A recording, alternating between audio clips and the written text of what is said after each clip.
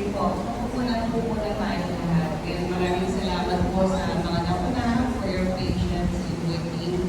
And huwag po tayong matakot sa silence. Story of hope. Two blind men. Hope is louder than doubts and unbelief. In the name of the Father, and of the Son, and of the Holy Spirit. Amen.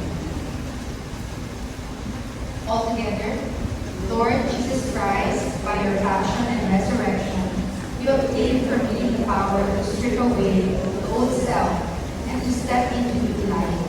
As I cross the threshold of this holy door, I leave behind, mention what you want to leave behind, in order to follow Jesus more closely as his disciples. Show me your mercy and come to my aid. I ask this in your most holy name. Amen.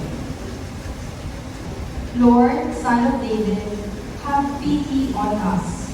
The crowd warned them to be silent, but they called out all the more. The Gospel of the Lord. Praise to you, Lord